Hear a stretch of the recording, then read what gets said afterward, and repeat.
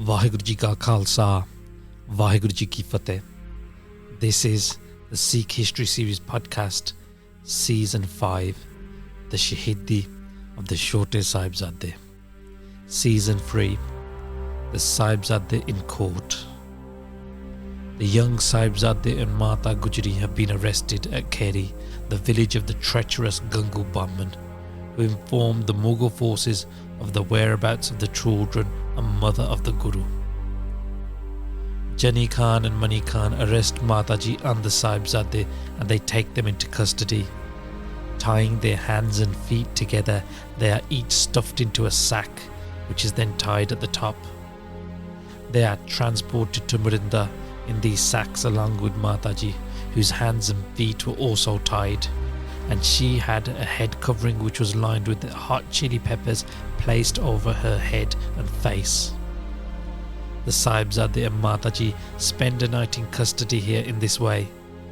The Sahibzade were left in the tied sacks and thrown in cold prison cell cages. Following the order of Wazir Khan, they are then brought to Sirhind in big, thick, heavy iron chains on their wrists and ankles, which are so tight it causes them to bleed. Here, they then spend a night at the top of the Tunda Burj, the cold high tower, open to the elements and the howling icy cold winds. And now, the time has come for the young heroes to face the wicked Wazir Khan in court. And as the young Sahibzade enter the court, they do so without bowing their heads. They enter with their feet first, ensuring their heads are upright. The court of Wazir Khan is packed with the who's who of Mughal nobles and warriors. All the seats are taken, and it is overflowing and crowded on this day. A court in which even warriors and great governors would grovel on their knees. A court in which dreams and hopes came to die. A court which has never had a day like this before. Entering the court, in which many of the Mughal warlords, generals, Nawabs are present, the young Sahibzade advance into the middle, like tigers stalking their prey, taking centre stage. And as they reach the middle, they belt out in loud, clear words, roaring like tigers, Vaheguru Ji Ka Khalsa, Vaheguru Ji Ki Fateh. This catches the whole Mughal court off guard, and silence fills the room. In a state of shock at the bold fearlessness and audacity of the 7 and 9-year-old Sahibzade, Jani Khan then speaks out to the Sahibzade, snapping to them, "Watch your tongues. This is not Anandpur Sahib or the Anandpur Sahib divans of your father. Your father is dead. In the battle which commenced at Chamkaur, your father, the Guru, was defeated and killed. Both of your elder brothers, Ajit Singh and Jujar Singh, were also killed in this battle. All of the Singhs, your beloved Khalsa warriors, were all killed in this battle. Now, you have nothing left in this world. Your father, your Guru, your brothers, and all your Singhs, your forts, your Anandpur is all gone. All your warrior Singhs are dead. There is nobody whom will look after you now. There is no one coming to save you. There is no one who can save you. The great Mughal nobles sitting before you here, that is Wazir Khan, and to his right and left are the greatest and most noble Mughal Nawabs, warriors and generals. Bow your heads before them and say salam. By doing this, by bowing your heads and saying salam, you will save your lives. You will be allowed to live. Bow your heads today and you will live great lives, full of everything you could ever wish for. All the pleasures and riches you could dream of will be yours." Listening to these words, Sahibzada Baba Zorawar Singh Ji steps forward and roars loudly so they can all hear, giving his reply, "Jani Khan, our father is the true Guru. There is none other like him. There is no one on earth who can kill him. Has anyone ever managed to kill the sky? Firing arrows in the sky to kill it is but a foolish pursuit. And in the same way the sky cannot be killed, the great Guru Gobind Singh Ji cannot be killed. The Guru will come and leave with the hukam of Akal Purkh alone. You need to focus on yourself, because I tell you this. You think you can kill the Khalsa? You are wrong. A great typhoon, hurricane is coming. It is the Khalsa, and you shall all fall. There will be nothing you can do. This very court and this whole very city will be turned to rubble. No one can move a great mountain, and the Khalsa is but a great mountain. A mountain which you cannot move nor do anything to. Tell me, has anyone ever managed to capture the sun or the moon? Has anyone ever been able to grab the sun with their hand? How can you capture the sun with your mere hands? And in the same light, how can you capture the great Guru Gobind Singh? The Guru is not separate from God. He is the death of death itself. The Guru is beyond your contemplation and your will, and we have placed our heads at the feet of the Guru. Now they will not bow anywhere else.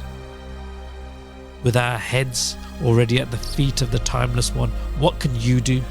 Death is nothing to us. Jani Khan, you want us to bow our heads in front of these here? These ministers, nawabs and generals you call great? To you they may be great, but in reality they are all tyrants and papi. Looking directly at Wazir Khan and his nobles, Baba Zorawar Singh Ji goes on. You are all oath breakers, you are dishonest liars, you are the killers of the innocent, you are the killers of women and children and the unarmed. You have no honour, and you want us to bow our heads before you? Why? Why should we? Our heads are bowed before Akal Purkh, where nothing can touch us, and once your head is bowed there, it cannot bow anywhere else. Listening to this response, the whole court is dumbfounded. After some silence, there is murmuring amongst the crowds present, thinking, how fearless and brave are these young children. The elders in court are now speaking amongst themselves. These are just mere children, they know nothing. They do not know the words they speak, and they do not know how to conduct themselves in such a high, noble court. Others are remarking, they are just young children. They still have their milk teeth. What have they ever done to anyone?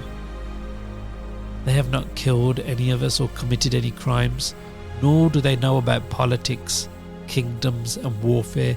They are but children. They don't know about friendships, allegiances, nor enemies. They shouldn't be here. Suchanand, hearing this, is infuriated and he speaks out, Look at these innocent, insolent children. They are not innocent, they are insolent. They are venomous snakes, they are cobras. They are the sons of that rebel who has never let you sleep a good night's sleep, who has killed hundreds and thousands of your finest warriors. Wazir Khan, these are not mere children and they are not innocent. They are the rebels, and they are the son of a rebel, and they need to be dealt with as such. They are the offspring of a snake and they are full of venom. These cobras only know how to bite. They are not normal children. Do not be fooled. From head to toe they are full of venom and poison, just like their father Guru Gobind Singh. That same Guru Gobind Singh, whom his whole life has been at war with the Mughal kingdoms. For over 30 years he has been beating their Nagara, their rebel war drum.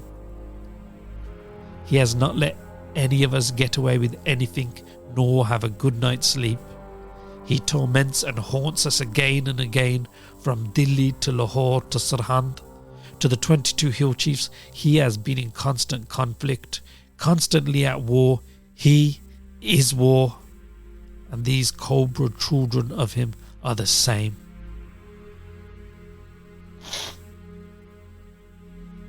That evening, the Sahibzade are returned to the Tunda Burj.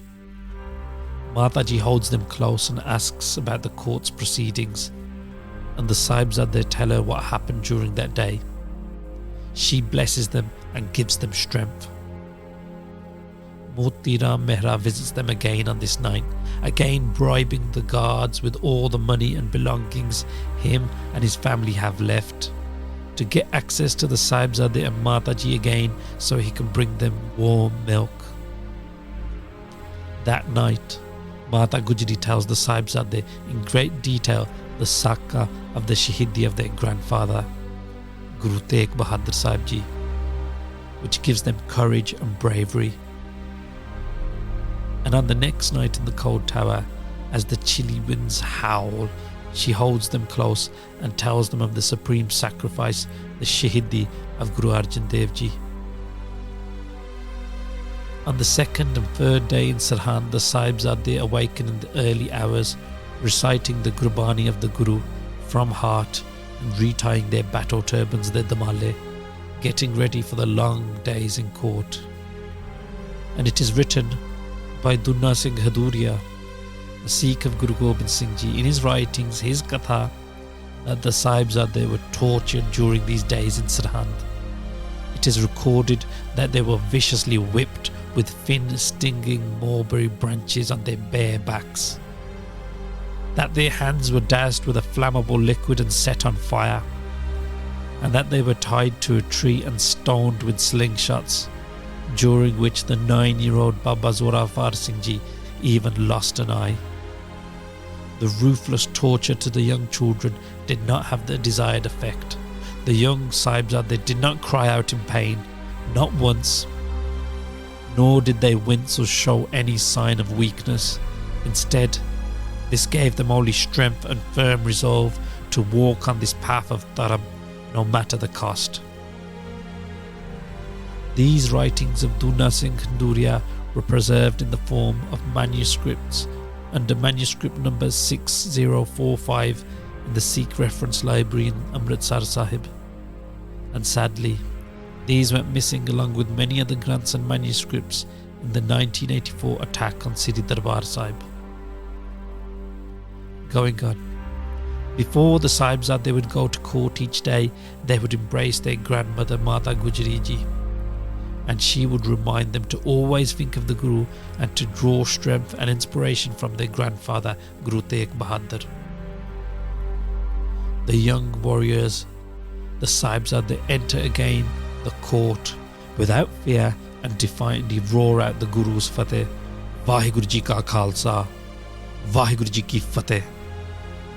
And on the next day, Suchanand, hearing this Fateh, is infuriated and he speaks out to Vazir Khan, Look at the sons of the Guru who killed hundreds and thousands of your men, your family, who rebelled at every turn, who raised an army against us and our empire. Just look at the audacity of his Sahibzade. His Sahibzade are in your court, Vazir Khan, and they refuse to show you any respect. They refuse to say salam to you. Suchanand turns and addresses the Sahibzade directly, saying, This is not your father's court or darbar. Your Fateh is not for here. That was left at Anandpur. This is not Anandpur. Here you say salam. The Sahibzade respond, The mouth that has uttered the sacred Fateh of the Guru will not utter your salam. Suchanand turns to Vazir Khan and says, Khan Sahib, see for yourself. The insolence, the disrespect, they have no fear of you whatsoever.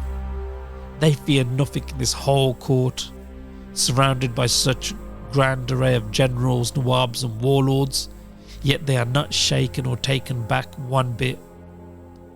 We have seen the bravest crumble here and in this court, but these come here with a level of defiance that is unheard of, and yet they are only 7 and 9 years old. Imagine what they will be like when they grow up. They are unmoving and unaffected by anything we have done to them. Look at them. They will never bow before you. These Sahibzade, they will never bow before anyone. Vazir Khan now speaks to the Sahibzade directly. Dear children, I am being sincere when I tell you this. Your father is no more. Your elder brothers are dead. You have nobody. Accept the deen and embrace Islam. Save your lives in this way. Live by the Sharia and you will get everything you wish for.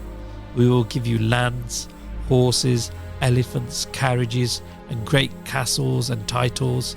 Your life will be nothing but comfort. The great Badshah Aurangzeb will keep you close to him. We will make sure you live in great comfort. We will educate you and marry you to the finest, most beautiful women, and we will give you everything. We will make you generals of the great army. Hearing this, Baba Zorawar Singh Ji looks at his younger brother Baba Fateh Singh Ji in the eyes, and he says to his brother, "It looks like the time has come. The test of our faith is here." Our great Dadaji Guru Tegh Bahadur Sahib Ji showed the world and the history books what true Dharam is in the face of tyranny. And now our time has come. And the only option for us is to stand firm. Speak now and tell me what is in your heart. Baba Fateh Singh Ji, listening to this, then replies, "Just as those before us stood for justice and preserved Dharam at all cost, just as the great Guru Tegh Bahadur Sahib Ji, our Dadaji, demonstrated true Dharam, so we shall do the same. Death is acceptable. To give up our Dharam is not. The path of our father and our grandfather is the only one for us. We will leave an example which will inspire and give faith to many generations who wish to walk the path of Sikhi and the path of truth. This body is but a vessel, and people, for the love of this body, for the love of worldly comforts and riches, people sell their Dharam to live a few extra days, but in the end they will still die. It is better to die with Dharam than live on without it. These foolish tyrants have but a few tricks they can use to take people away from their faith. First, they will use greed, promising so much. Then they will use fear and pain. And all of these are nothing to us. Sikhi and Dharam is everything. And just as Dadaji Guru Tegh Bahadur Sahib Ji gave Shaheedi, just as their Sikh at the time gave Shaheedi, now so shall we. The blood of Shaheedan de Sartaj, the great Guru Arjan Dev Ji, runs through our veins. The blood of Guru Tegh Bahadur Sahib Ji runs through our veins. We are the children of Kalgidar Pita. The blessings of Guru Nanak Dev Ji are upon us, and we must preserve the honour of this house at all costs. The whole court bears witness to this conversation, and now Baba Zorawar Singh Ji speaks out. Suba, we beat our shoes on your Sharia. We will not jeopardize our Dharam. In our path in Sikhi there is a tradition. We will give our heads, our lives, but we will never give our Dharam. We will never give up our Sikhi. We will uproot the tyrannical, fanatical Mughal kingdom. This will happen. And what is this you do? You offer us bribes? You attempt to give us great riches, horses, elephants, armies and castles? Are you serious? There is nothing on earth which is equal to Dharam. And you talk of Aurangzeb as a great king? The same Aurangzeb who reads Quran one moment and swears oaths on it and breaks them the next? This Aurangzeb who killed his own brothers for the throne, who imprisoned his own father? You may bow before such a tyrant oath-breaker, but we will never do such a thing. Baba Fateh Singh Ji speaks.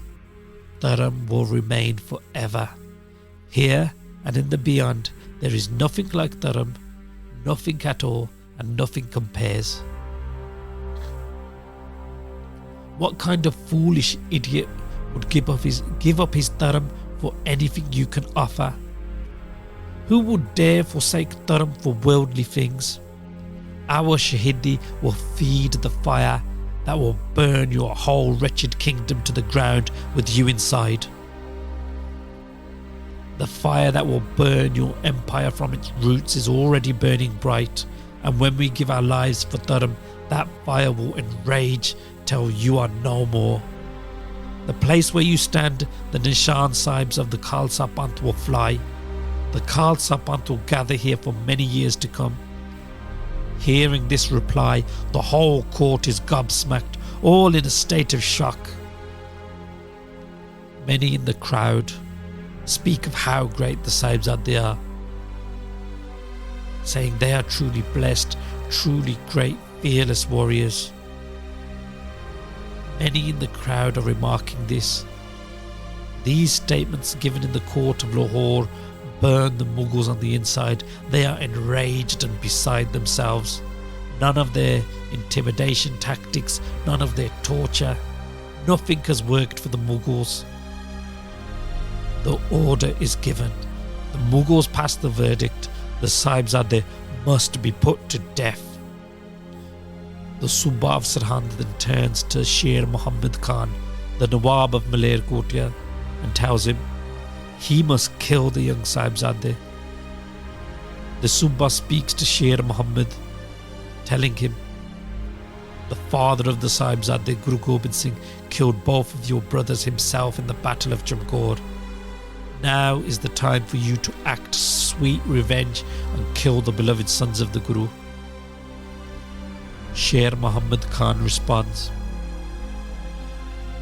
it is true, Guru Gobind Singh killed my brothers and many of my men, and I have grievances with him directly, and when and where I see him, we will fight and I will have my revenge. But I cannot kill nor lay a finger on these children. They are innocent. They have not harmed anyone, so they cannot be harmed. I will earn only disgrace by killing these young, milk-drinking infants. Saying this, Sher Muhammad Khan gets up and walks out of the court, and as he does, he turns back one time and says to Wazir Khan and Suchanand, what you are doing by putting these young children to death is not a righteous act. And what they say is true, this will be your end. I pray you reconsider your choice. The evil Suchanand turns and speaks to the Sahibzade, O children of the Guru, what would you do if we let you go? The Sahibzade respond, we will go and we will raise an army and we will come back and face you. We will forever wage a Dharam war against you until you and your kingdom and your tyranny and cruelty are no longer. We will fight you. Suchanand provokes Wazir Khan. See that response? We have no other option but to kill these rebels. These poisonous snakes must be killed now, or they will be the end of you. And then Wazir Khan stands up in the court and the order is given. Tomorrow, the Sahibzade of Guru Gobind Singh, Zorawar Singh and Fateh Singh, you shall be bricked alive and killed.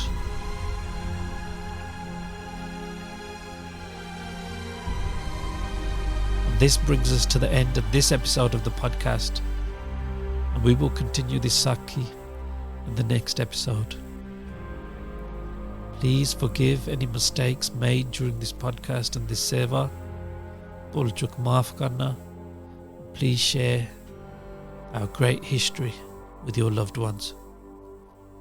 Vaheguru Ji Ka Khalsa, Vaheguru Ji Ki Fateh.